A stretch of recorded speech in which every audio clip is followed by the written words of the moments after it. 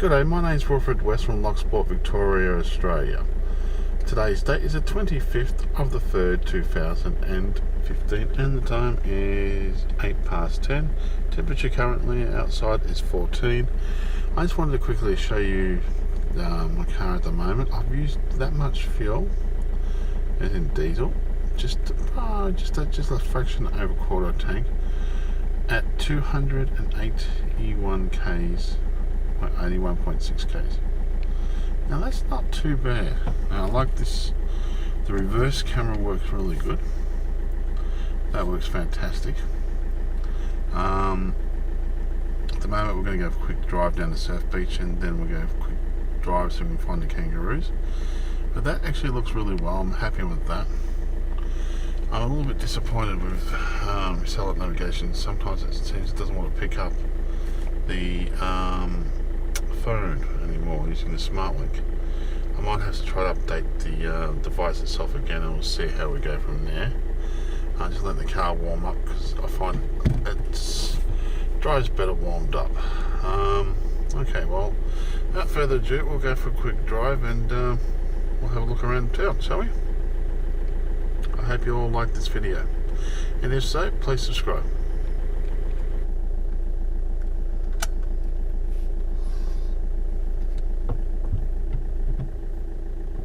Recommendations made by the Senate Legal and Constitutional Affairs Committee.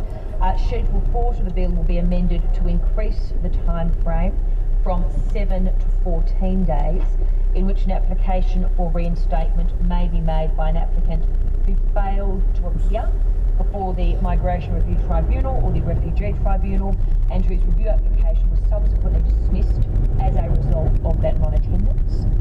The government also moves technical amendments to the bill, being amendments to Schedule 3 to take into account the reintroduction of temporary protection visas by the Migration and Maritime Powers legislation amendment resolving the Asylum Legacy Caseload Act of 2014. This amendment extends the statutory visa application bar by providing that unauthorised maritime arrivals or transitory persons who are the holders of a temporary protection visa are prevented from making a valid visa application for a visa unless the Minister for Immigration and Border Protection determines it is in the public interest to do so, and I commend the amendments to that. The question is that the amendments be agreed to. Those that say aye, against say no. I think the ayes have it.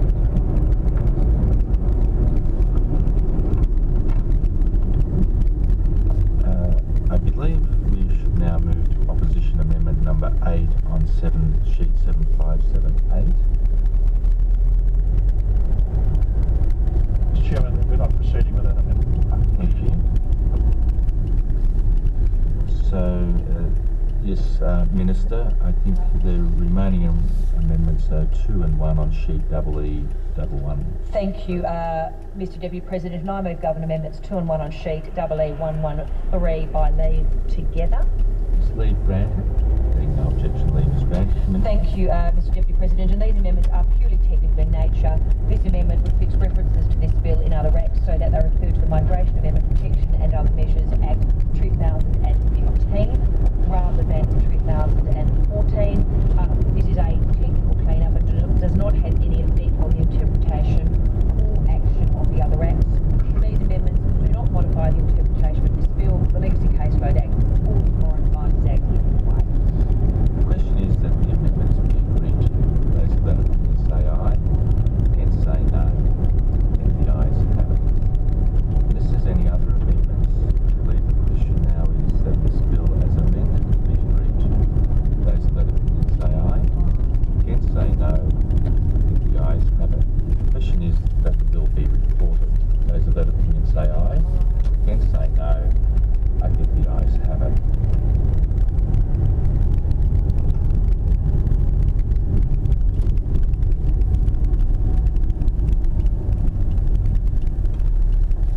The committee has considered the Migration Amendment Protection and Other Measures Bill 2014 and agreed to it with amendments.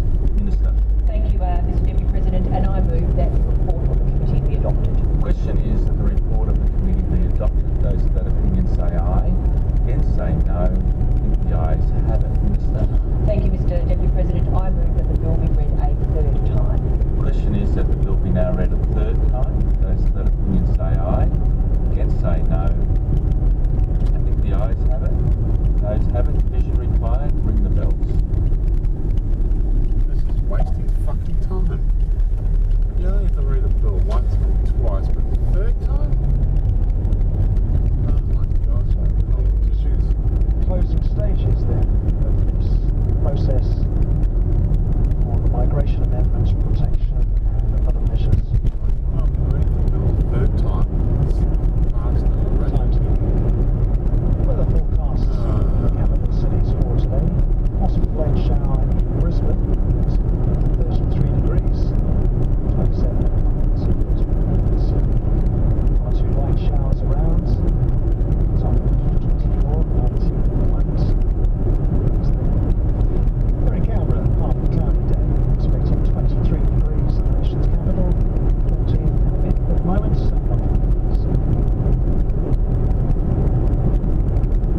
Melbourne, partly cloudy day, top of 21, 14 at the moment. Hobart, where it's 13 degrees, 13 meters an hour wind, pretty much in other words. Expecting a top of 20 today.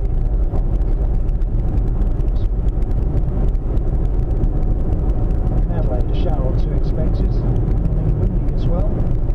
It's about at the moment 14 degrees, getting up to 21 this afternoon. Mostly sunny in Perth today. It's about 29, 15 degrees at the moment. West and the top end. Rain increasing, a storm likely. Top of 29, 25 at the moment in Darwin.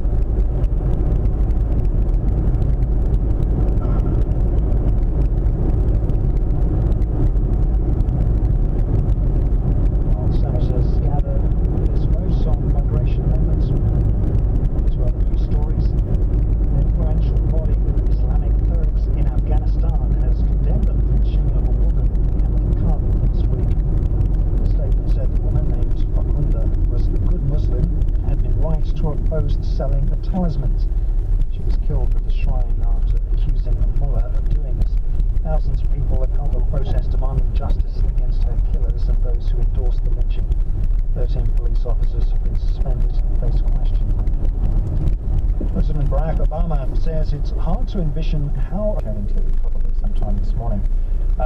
And one of the things that this bill originally did was weaken the reporting obligations regarding metadata requests. And there's been a certain amount of confusion.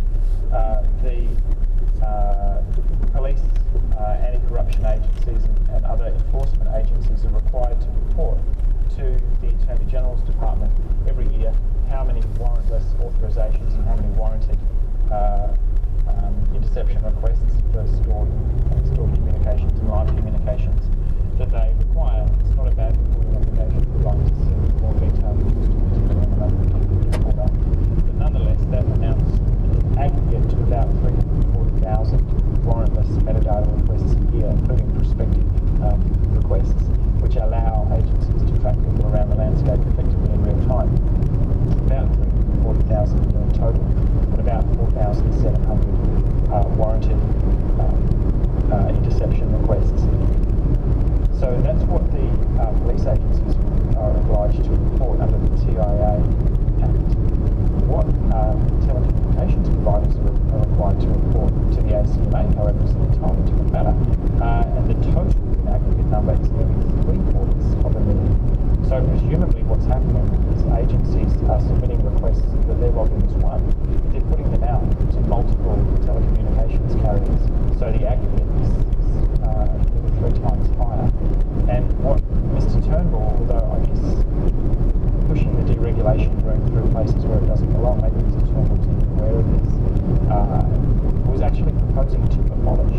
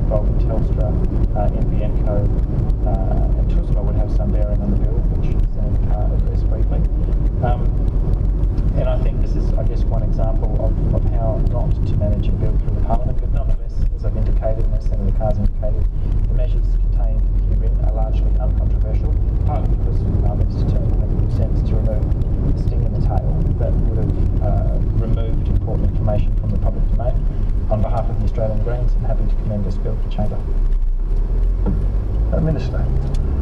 Thank you, Mr. Acting Deputy President. I think there are Much my field.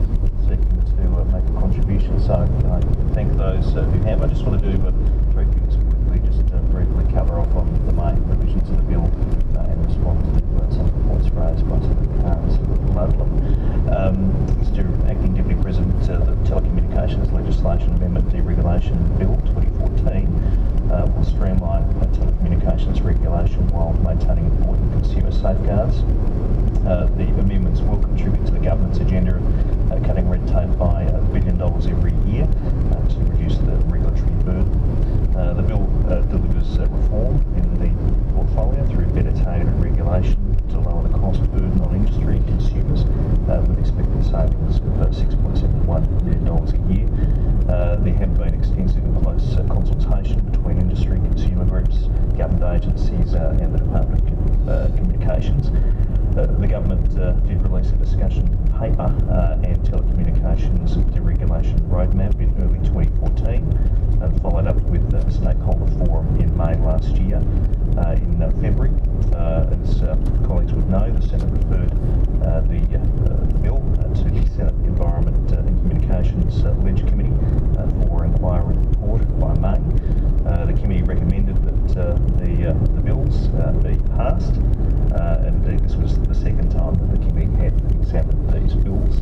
The main measures in the bill as amended and passed in the other place include the abolition of TUSMA, which was announced in the May budget, and transfer its functions to the Department of Communications.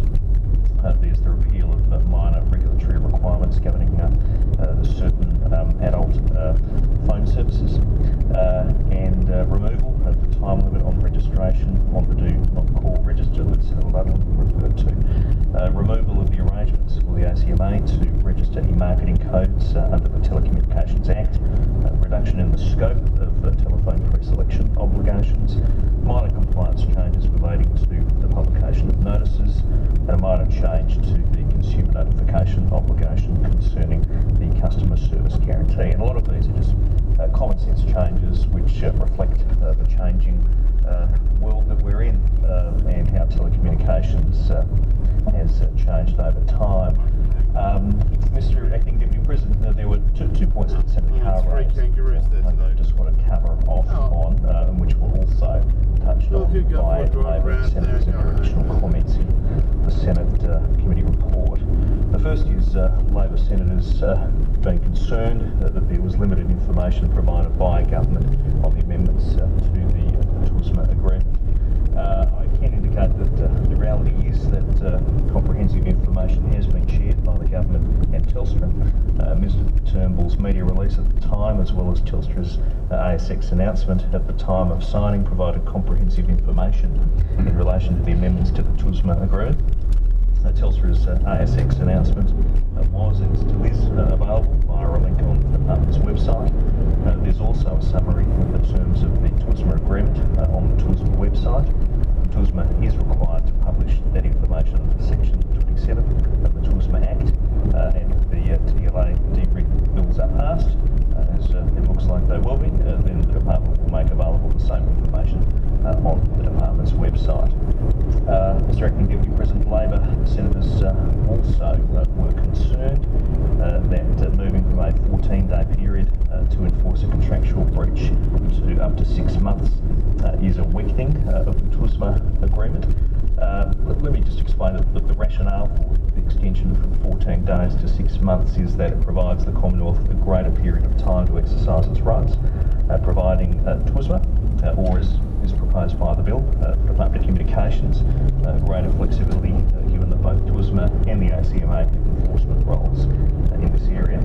The change does not prevent the Commonwealth from taking action more quickly under the contract if that's warranted, but it does enable greater time to coordinate with the ACMA on whether regulatory or contractual action will occur if there is a breach. So I hope that provides some comfort to colleagues. Senator Ludlam raised the issue of record-keeping changes and the amendment that was moved in the House of Representatives. Mr. Acting Deputy President, following the introduction of the bills, in the other place, public concerns were aired in relation to Section 5 of the bill, which sought to remove certain record-keeping and disclosure requirements listed in Part 13 of the 1997 Act. In light of the current focus on data and privacy in the telecommunications industry, the government moved an amendment to remove Schedule 5 in its entirety from the bill. The government believed that disclosure reporting should be consistent across sectors before removing an existing reporting obligation. While the record-keeping changes proposed in Schedule 5 reflected a particular industry concern that the requirements were duplicative across portfolios, the government has determined that existing arrangements will continue until a more consistent framework can be agreed upon. As colleagues know, the bill, as amended in that way, went through the House at the end of last year, which is why we have it in that current form before us today. So I hope that provides some additional context for colleagues in relation to that particular change, and I commend the bills to the Senate. Thank you, Minister. The question is that the bills now be read a second time. Those of that opinion say aye. Against no. The ayes have it. Clerk. Telecommunications Legislation Amendment Deregulation Bill 2014, Telecommunications Industry Levy Amendment Bill 2014. Thank you. As no amendments to the bills have been circulated, I shall call the Minister to move the third reading unless any senator requires that the bills be considered in committee of the whole. Minister. I move that the bill be read for a third time. The question is that the bills now be read a third time. Those of that opinion say aye. Against no. The ayes have it. Clerk. Telecommunications Legislation Amendment Deregulation Bill 2014 and Telecommunications Industry Levy Amendment Bill 2014. Government Business Order of the Day number 3, Telecommunications Interception and Access Amendment Data Retention Bill 2015 in committee.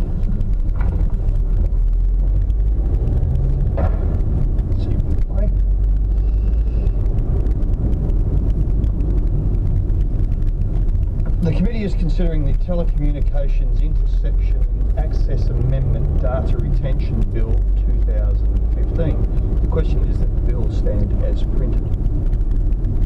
Senator Ludlam. Thanks very much, Mr. Chair. I might just put a very quick question to the government and to Senator Fierravanti-Wells, who looks like she might have been thrown in the deep end. Through you, Mr. Chair, whether Senator Fierravanti-Wells is aware of whether the Attorney General will be gracing us with his presence this morning. Minister. The Attorney General is on his way.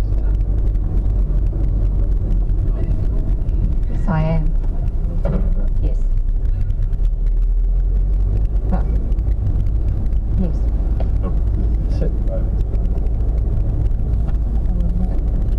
Quorum not present. Quorum required. Ring the bells. For how long? I should know that by now.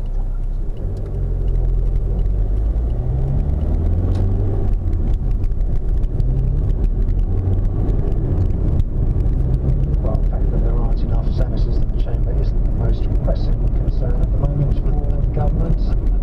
They just want a little more time, it seems, to allow the Attorney General the opportunity to come into the chamber and answer some questions, mainly from Scott Ludlam from Australian Greens, who you've just heard from there,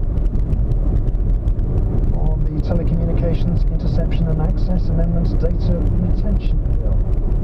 Senator Fierravanti-Wells is the duty frontbencher of the government at the moment. As Scott Ludlam hinted a moment ago, she's not necessarily an authority on the finer points of this particular legislation. And they've just held things up for a few moments to give the Attorney General the opportunity to come into the chamber. The previous business was gone through rather swiftly, perhaps rather more swiftly than people were expecting, so there'll be a little bit of a delay to allow people to get back on an even keel. I can tell you there are an enormous number of amendments to this particular legislation, some of them from the government, some of them from the opposition, some of them from the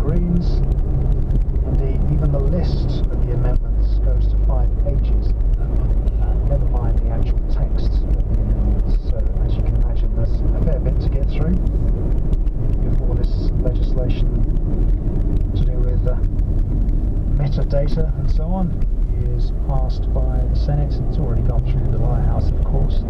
From Turnbull, the Communications Minister, very happy to see the passage of his bill through the Lower House. It's now with the Senate, and the government side at least is hoping to wrap this up by the end of this current parliamentary season, which is scheduled to end tomorrow. Indeed, removes a foot to extend the sitting hours this evening from about 9 o'clock or thereabouts Eastern Daylight Time to closer to 11 or midnight. Wow. To enable senators to have additional time to consider this legislation in detail. Senator Lovelock. Thanks. No, thanks very much, Chair. Look, in the absence of Senator Brandis, he's here. Thank you for joining us, Attorney. I think probably Senator Xenophon might reserve his right to ask general overview questions. I read through most of mine last night, so I'm proposing to actually start working through the amendments. And I'd also like to observe a note of thanks to the clerks, who probably worked all night to get us the run sheet, a very complicated set of amendments from a few different sources. So I'll now move and just briefly speak to Australian Greens Amendments 1 and 4 on sheets 7669, and I'll speak to the intention of those. They are similar, in fact possibly identical to those of Senator Lionhelm, so presumably he'll add some commentary as well. This debate has been somewhat bogged down in definitions of the kind of data that the government wants telecommunications carriers to collect from the very beginning. And quite obviously everybody would be well aware the attorney didn't help his cause at all by not being clear. But that's not a confusion that is isolated to the Attorney General alone, and it is bogged down in definitions of metadata, which is a phrase that's not even really a term of art in the telecommunications sector, and can mean pretty much what people want it to mean. I think it's extraordinary, firstly, that the government initially proposed to bring together a bill and impose on telecommunications carriers an obligation to store material that some of them weren't storing, and there's matters on the record from Telstra and the Communications Alliance that this is not just about extending a reporting obligation for material that's already been stored, no matter what the government thinks. And the Communications Minister has been just as guilty as making this contention, but it's simply not the case.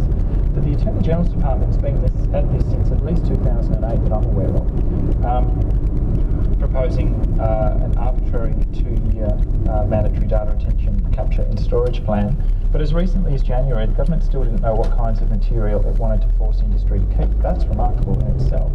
The second interesting thing is the government wanted to keep that definition of the material it wanted industry to store outside the Act in regulations, which makes it much easier for the definition to arbitrarily change, which then has flow-on consequences for service providers who have to adjust their systems, not only capturing material, but organise for it to be able to be retrieved, presumably reasonably promptly for agencies that will occasionally be in a serious hurry, and brought out to light in a form that could potentially be used as evidence in court proceedings. And in fact, what the government wanted to be able to do, and the bill that's before us is not completely dissimilar to the government's original intention, was have the definition and regulations that can change very rapidly without consultation with the technology sector or the general public, without recourse to this Parliament. I think the government has taken a measure of credit, and I guess we should observe it where it's due, that the definition of metadata is now in the bill, and I'll have a little bit more to say about that later. But the government still reserves the right to be able to arbitrarily change the definition of material it wants to capture and store, and then give itself 40 sitting days for Parliament to ratify that decision. My last count, looking at the parliamentary calendar, there were only 58 Senate sitting days this year. The House sits a little bit more than we do because we've got 4 weeks budget estimates, but there are actually only 58 Senate sitting days, which means that the time between the government potentially on a whim deciding that it needed new material and it needed to expand the scope of the bill and the regulations, to Parliament finishing up and ratifying that decision could be 7 or 8 or 9 months. We'll move an amendment down the track that takes that extraordinary 40-day sitting day window and restricts it to 4. But that amendment will only be necessary if this amendment of the Australian Greens does not prevail, because what this one does, what this amendment seeks to do, is remove the ability of the Attorney-General to arbitrarily widen the scope of metadata that it insists telecommunications carriers track and store. So before I commit the amendment to the Chamber, I'm very interested to know what criteria the Attorney-General proposes to apply, because my understanding is this will reside with your office, Attorney, for adding information types to the scope of the bill.